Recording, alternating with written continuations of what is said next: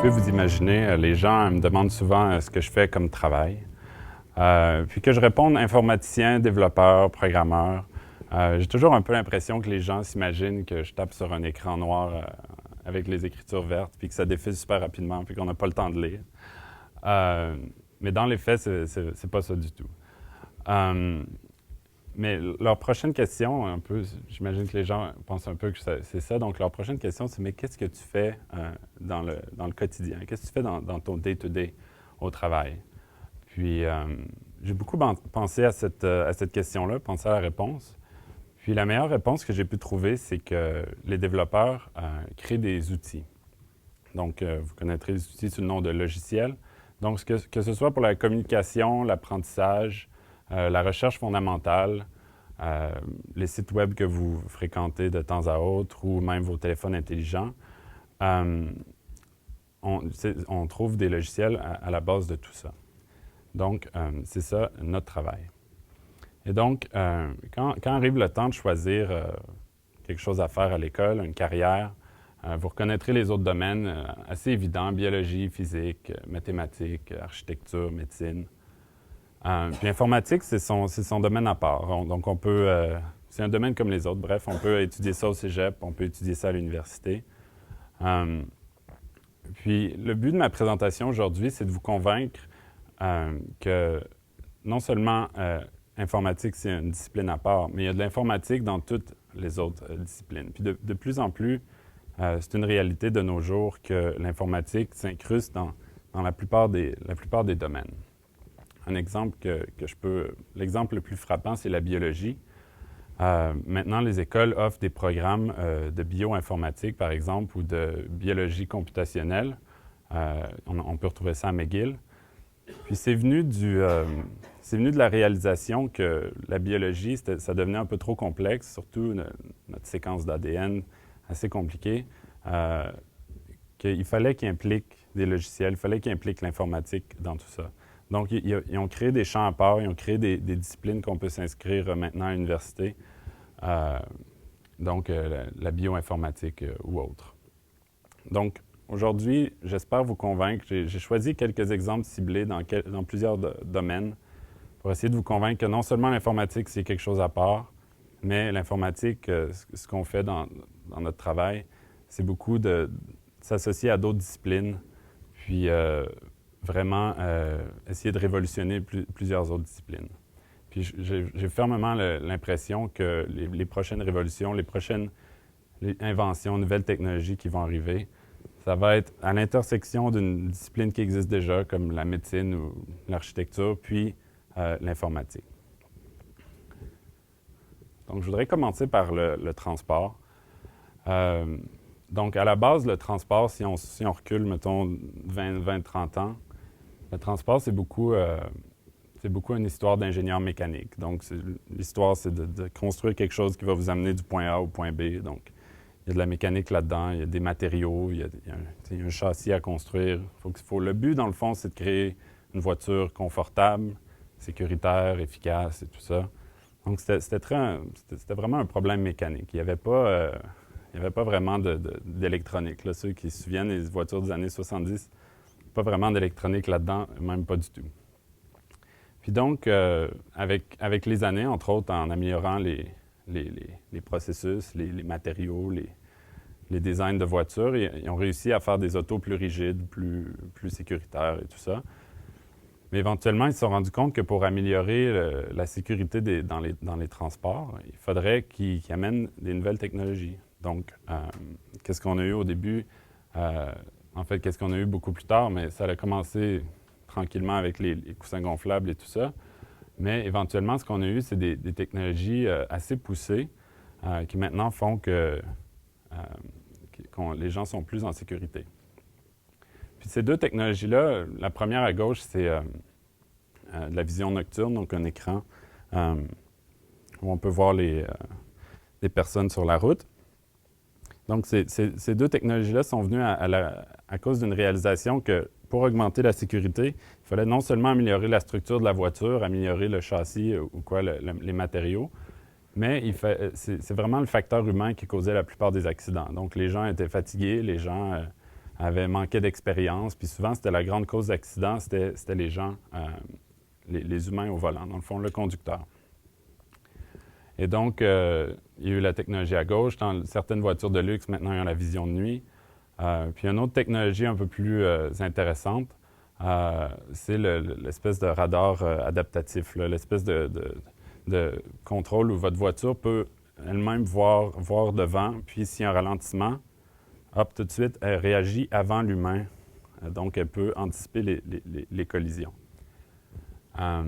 Donc, ça, c'est une technologie fantastique. Puis, quand vous pensez qu'on va, mettons, à 100 km/h, puis il arrive quelque chose en avant, le temps qu'on cligne des yeux, ça peut faire la différence entre un accident puis pas d'accident du tout. Tu sais, un clignement des yeux, c'est quand même quelques mètres, plusieurs mètres en fait, lorsqu'on roule à une vitesse comme ça.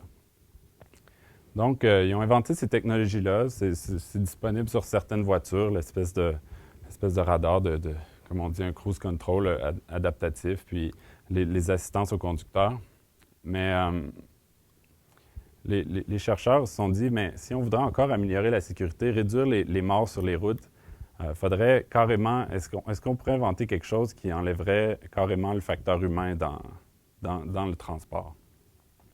Donc, ils se sont mis à la tâche. Puis, ça a commencé il y a une dizaine d'années environ, en 2005. Ça, c'est un challenge un défi qui a été créé par le gouvernement américain. Ça s'appelait le DARPA Grand Challenge. Donc, le gouvernement a donné le défi, essayer aux universitaires et autres équipes, essayer de construire un véhicule qui peut conduire tout seul, sans conducteur du tout. Donc, complètement autonome. Si vous regardez sur la photo, je ne sais pas si vous voyez bien, mais il n'y a pas de conducteur pantoute. Il y a même un gros collant dans le pare-brise. Donc, c'est une voiture complètement autonome. Il y a plein de caméras, plein de radars sur la voiture. Puis cet exemplaire-là, c'est la voiture qui a gagné en 2005 pour la première fois. Ça faisait quelques années qu'il roulait le défi, mais il n'y avait jamais aucune voiture qui avait gagné. Puis c'est vraiment un parcours difficile dans le désert. On peut peut-être regarder. Ça, c'est une vidéo. Pendant 7 heures de temps, la voiture, il fallait qu'elle parcourt de façon autonome. Il n'y avait pas de télécommande, il n'y avait personne. C'était juste un ordinateur. Puis donc, elle devait parcourir un parcours quand même assez compliqué. Puis il y en a quelques-unes qui l'ont terminé, mais eux, l'équipe de Stanford en Californie, donc dans la Silicon Valley, ils ont réussi à remporter le défi. Puis bon, vous voyez toutes les caméras sur-dessus, il y avait probablement plein d'ordinateurs à l'intérieur, donc c'est quand même assez complexe parce qu'il faut une voiture qui évalue son environnement. Là. C'était pas... il fallait qu'elle évalue tous les potentiels obstacles, donc les roches, etc. Puis donc ça, c'est quand elle a terminé après 7 heures, il a gagné un prix de 2 millions de dollars. C'était quand même un assez grand accomplissement. Puis, depuis ce temps-là, à chaque année, comme il améliore le défi qui roule encore de nos jours. Là, ensuite, les années suivantes, il était dans des espèces de petites villes. C'était quand même des circuits fermés, mais c'était des fausses villes. Donc, il essayait d'améliorer la technologie pour voir où est-ce qu'on peut se rendre justement avec une voiture qui se conduit toute seule. Puis, maintenant, où est-ce qu'on est rendu aujourd'hui en 2015? Peut-être que vous le demandez. On est rendu à des voitures qui se conduisent toutes seules sur la route, donc sur nos routes. Vous avez peut-être entendu parler, mais il y a plusieurs équipes. Donc, toutes les universités qui travaillaient sur le challenge que j'ai mentionné ont continué d'innover. Puis maintenant, en 2015, c'est là qu'on est rendu. Donc, si vous voyez, ça, c'est qu'est-ce que la voiture voit dans sa tête, si on peut appeler ça comme ça. Mais vous voyez, si vous regardez le vidéo, qu'elle détecte les constructions, donc elle détecte les cônes, elle détecte les cyclistes, elle détecte les autres voitures, puis elle peut conduire de façon totalement autonome. Donc, en d'autres mots, je dirais, amène-moi d'ici à Québec, puis elle pourrait naviguer comme un humain pourrait le faire. Donc, si un cycliste fait un geste qui va tourner à gauche, bien l'auto reconnaît ça. L'auto reconnaît les lumières de circulation. À cause qu'elle a plusieurs caméras, plusieurs radars, etc. Donc, c'est là qu'on est rendu. Puis, l'idée derrière ça, c'est pas seulement pour pour essayer de faire la science-fiction une réalité. Mais l'idée derrière ça, c'est la sécurité, comme je vous disais. Donc, est-ce qu'on peut remplacer l'humain, qui est le grand facteur des accidents, par un ordinateur? Puis, leur hypothèse s'est prouvée avérée parce que ces voitures-là font des tests depuis des millions de kilomètres. Donc, ils conduisent des millions de kilomètres, puis ils n'ont pas encore eu d'accident grave. Donc, c'est meilleur qu'un humain de beaucoup. Donc, vous pouvez imaginer si ça s'en vient dans quelques années. Ils parlent d'environ de 5 ans. Fait que ça s'en vient quand même assez rapidement. Des voitures qui se conduisent toutes seules. Donc, vous seriez à bord de votre voiture, puis pendant que l'auto se conduit toute seule, vous pouvez faire autre chose. Donc, ça, c'est un autre bénéfice. Vous pouvez texter. Pas besoin d'attendre la halte texto pour aller texter. Mais aussi, pas besoin non plus d'avoir des stationnements proches de nos buildings parce que l'auto peut juste venir vous porter à la porte puis aller comme se parquer un peu plus loin. Donc, c'est des avantages. On ne pense pas à ça immédiatement, mais ça peut potentiellement régler beaucoup de problèmes, incluant le trafic, tout ça. Donc, voici comment l'informatique s'est comme incrustée dans le domaine du transport. Dès le début, il n'y en avait pas vraiment, mais là, avec les systèmes de sécurité, on en est rendu là. On est rendu à penser si l'ordinateur pouvait remplacer carrément le conducteur.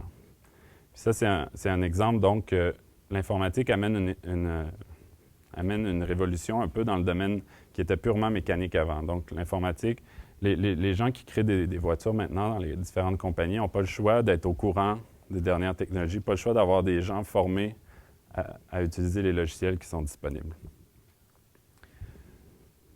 Donc, le deuxième domaine que je voulais discuter, c'est la santé, le bien-être.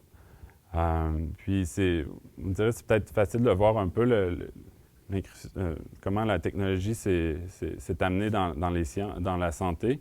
Donc, quand on prend un rendez-vous chez le médecin, où tout est informatisé maintenant, on peut recevoir un message pour le rendez-vous, les dossiers sont informatisés. Les instruments sont de plus en plus technologiques. Mais moi, je voulais vous parler plus d'un autre aspect qui est des révolutions un peu, des inventions dans la santé qui n'auraient pas été possibles s'il n'y avait pas eu la technologie. Donc, j'ai quelques exemples. Une application qui s'appelle Be My Eyes. C'est quelqu'un qui a eu l'idée très simple, d'ailleurs, mais qui était rendue possible grâce au téléphone intelligent, de prendre une personne, mettons une personne aveugle qui a des problèmes de vision, qui a besoin d'aide, par exemple ici dans l'exemple, de la misère à lire sur la pinte de lait. Donc peut-être lire la date d'expiration ou quoi que ce soit. Donc en prenant son téléphone, il peut envoyer un message à une personne bénévole à droite ici qui peut aider à analyser l'image ou analyser le vidéo pour dire qu'est-ce qui se passe. Donc encore une fois, il y a quelque chose qui n'aurait pas vraiment été possible de faire sans la technologie. La deuxième personne est une personne daltonienne. C'est quelqu'un qui est présenté à TED. Vous pouvez l'écouter, c'est très bon d'ailleurs. Présenté à TED de ça peut-être quelques années. Puis, cette personne-là est daltonienne. Donc, daltonienne complète, voit seulement en noir et blanc. Donc, c'est un problème pour cette personne-là. En collaboration avec des chercheurs en informatique, a réussi à se concocter, il va l'expliquer d'ailleurs, je vais vous passer le vidéo, réussi à se concocter une caméra par-dessus la tête qui est capable pour lui, traduire les couleurs en son. Donc, je vais vous le passer. Peter Keshe from Slovenia and Matheus Lizana from Barcelona is this electronic eye. It's a color sensor that detects the color frequency in front of me and sends this frequency to a chip installed at the back of my head, and I hear the color in front of me through bone conduction. So for example, if I have like... Donc lui, il voit en noir et blanc, là, normalement. This is the sound of purple. Il est capable de savoir que c'est violet. For example, il va faire la même chose avec le vert. The sound of grass. Puis il va être capable de faire la même chose avec le rouge. Bon, je l'ai coupé éventuellement. Mais peut-être qu'il n'avait pas vraiment utilisé sa caméra cette journée-là pour s'habiller. Mais c'est devenu comme une deuxième nature pour cette personne-là, comme à chaque jour, il ne pense même plus, il interprète les couleurs comme s'il voyait, de la même façon que nous. Donc, pourquoi ça peut être important pour cette personne-là de essayer de remédier à son handicap avec une caméra comme ça? C'est que, par exemple, il est en train d'essayer de voir pourquoi son Internet ne marche pas. Il regarde la machine. Bon, il se fait dire qu'il faut que la lumière verte soit allumée, mais pas la jaune, ou des trucs comme ça. Donc, c'est vraiment un cas où la couleur, c'est important. Puis, il y a par exemple, les médicaments de nuit et pas de nuit, ceux-là qui ont la somnolence et tout. Donc, souvent, c'est deux couleurs différentes. Donc, ça devient des exemples qui semblent bénins, mais pour cette personne-là, avoir une caméra comme ça, qui est fait en collaboration avec des chercheurs en informatique, ça devient franchement intéressant. Ensuite, on tombe un peu dans la science-fiction. Ça, c'est une lentille de contact qui permet pour les diabétiques de mesurer leur niveau de glucose dans le sang. Donc, les gens se mettent ça dans l'œil. Puis, si vous regardez, il y a un circuit électronique, donc un circuit électronique sur la lentille de contact. Les gens se mettent ça dans l'œil, puis ça mesure leur niveau de glucose par les larmes. Donc, pas s'inquiéter, pas besoin de pleurer, là.